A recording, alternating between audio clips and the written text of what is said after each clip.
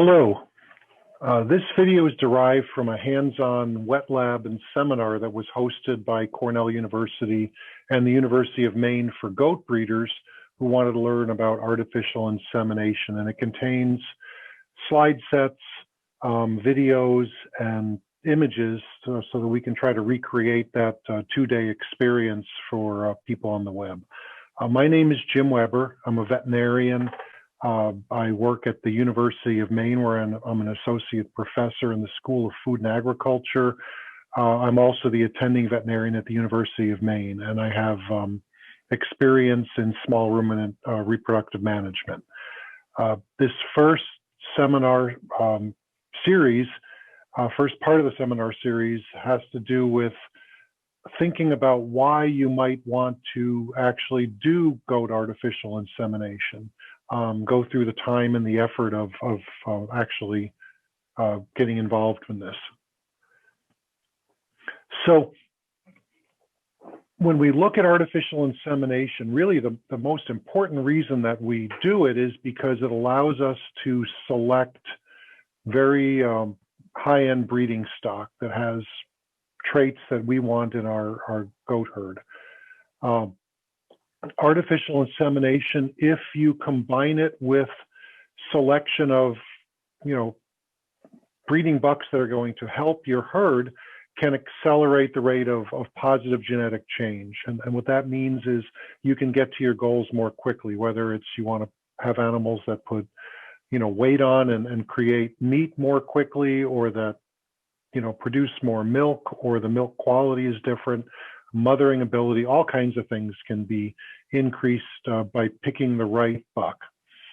Of course, the female side of things is important too, but by finding, a variety of good bucks, possibly by artificial insemination, we can really bring in a lot of new positive genetic change into a herd. For those of you who've housed bucks on farm, you know that you have to feed the buck for 12 months of the year for a very, short breeding season normally. And that gets expensive. Bucks need to be, housed separately. They tend to be obstreperous, all those things. So if you can bring in semen, frozen semen from bucks, and not house as many bucks on your farm, you can save some money, and you'll also have a wider selection of genetics than you can probably afford to keep as live animals at your home.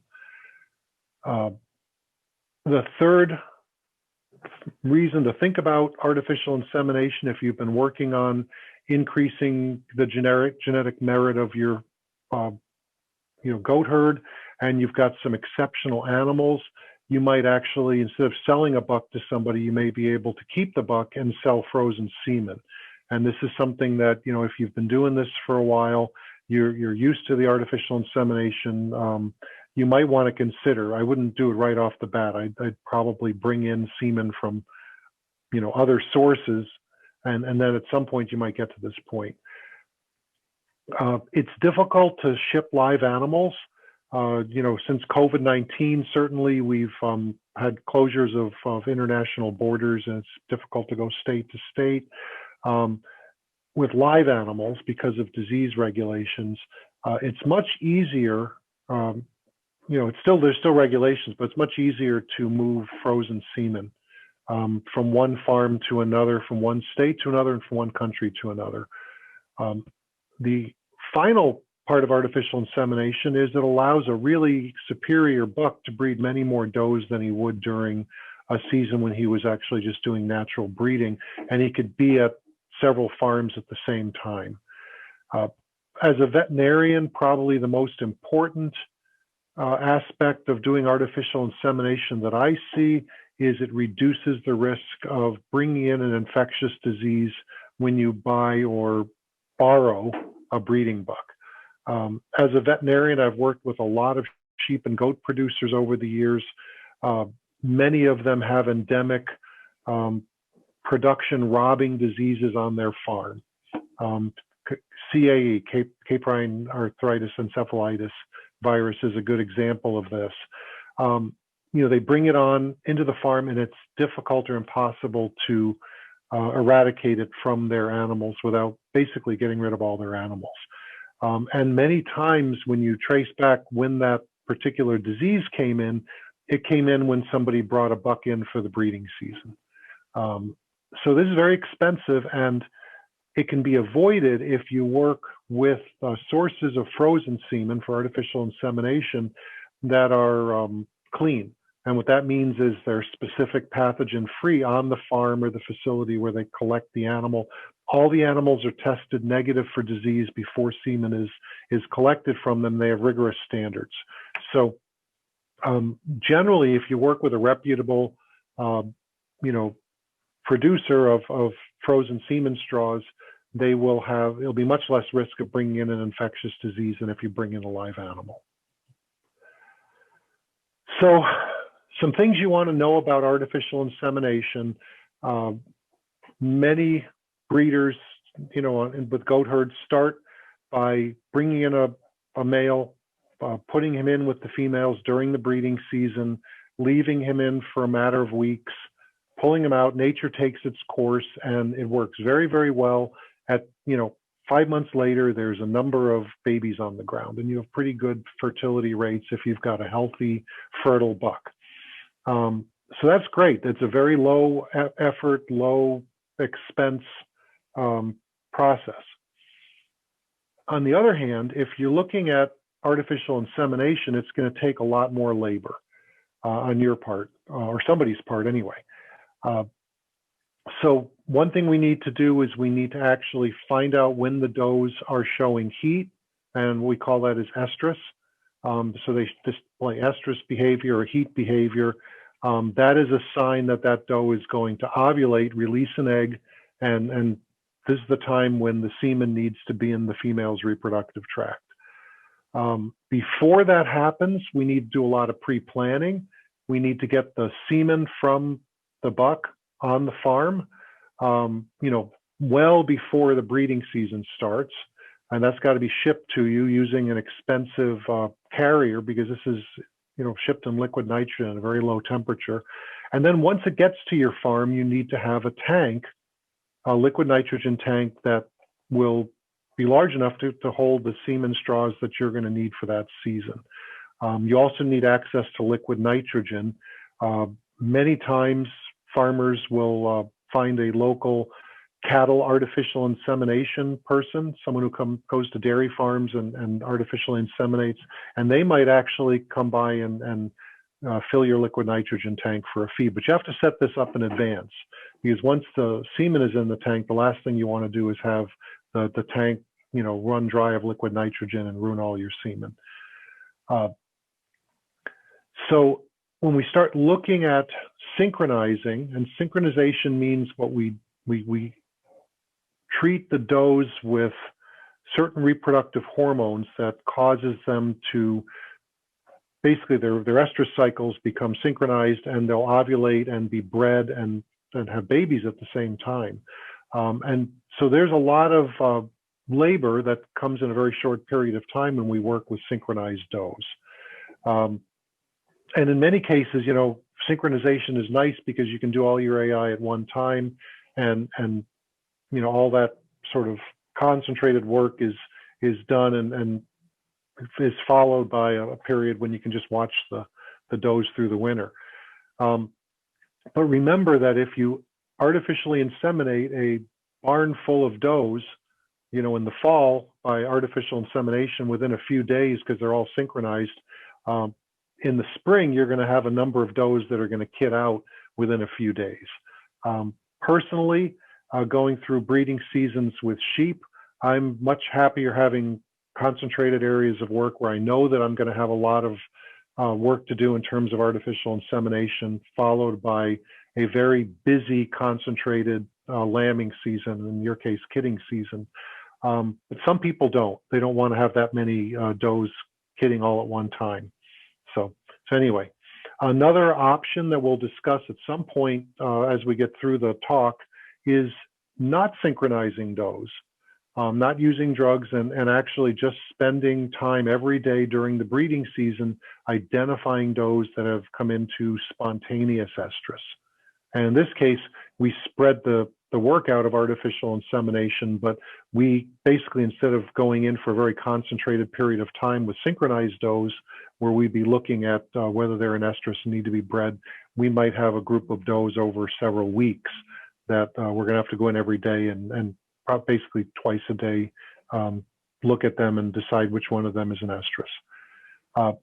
Even with the best system for artificial insemination, your pregnancy rates per cycle, per doe in estrus that gets bred with frozen semen, will be lower than with live cover, which means putting a buck in with a group of does that are coming into estrus. So in these cases, of the first breeding, in many cases, needs, by artificial insemination, needs to be followed up with a buck. So if, again, it's today, we've bred the doe with artificial insemination. She needs to be exposed to a buck 3 weeks later, again, just in case this one didn't take, okay, and she's not pregnant. Sometimes people will go in and do multiple rounds of artificial insemination, and that's okay too. But again, you got to realize that you're probably not going to get 90% pregnancy rates using frozen semen. It's going to be closer to 50% in a good situation. And speaking of frozen semen, I talk about ideal situation. What that means is we come in with frozen semen straws that contain lots of viable sperm cells, and that is basically the responsibility of the person who freezes the semen and then sends it to you. But once it gets to your farm, it needs to be handled properly. It needs to stay in the tank. It can't be thawed before it needs to be used. Once we decide to thaw a straw of semen, there's a very specific sequence of events that needs to happen. And it's all time related. If we go too long between thawing the straw and getting in it to the doe, for example, we get very low pregnancy rates. The temperature of thawing needs to be very closely controlled. The environment when we're breeding the doe needs to be controlled. We can't come out of a nice warm lab where we thaw out the semen into a 0° Fahrenheit barn and allow the semen to get cold again, for example. And conversely, we can't let it get too warm. So lots of things. We're going to talk a lot about timing of insemination. And what that means is we synchronize does to come into heat within a day using drugs. And then within that day, there's actually an optimum period, which is just a few hours that we can actually identify, which will give us the highest pregnancy rates. So there's a lot of moving parts. One thing a lot of people ask me, both on the sheep and the goat side of reproduction, is, should I collect semen from my buck and use it to breed my does? And I tell you, I answer that question by saying, what is your background in laboratory techniques? Have you worked with living cells in a lab before? Any of those kind of things. It's not an easy process. It's something that really it needs to have a lot of quality control.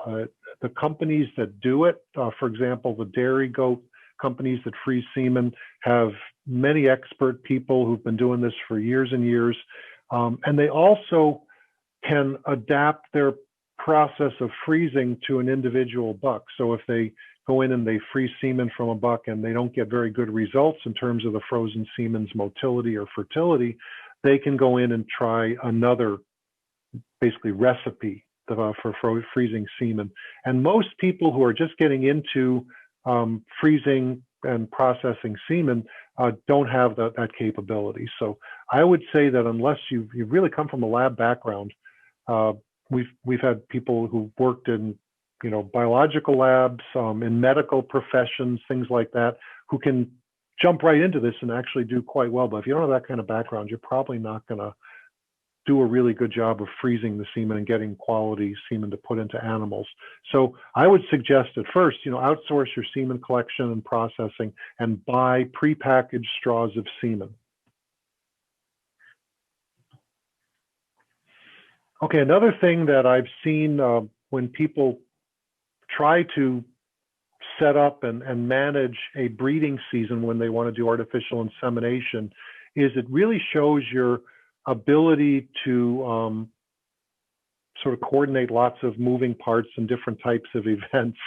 Okay, so there's a certain amount of aptitude that goes into this, and if you're really good at those kind of things, you can use those talents and you know, do quite well using artificial insemination on your farm. There's also an investment. Okay, so there's certain, if you're going to do artificial insemination, there's certain pieces of equipment that you need to have on the farm, and you're going to have to spend some money to buy those.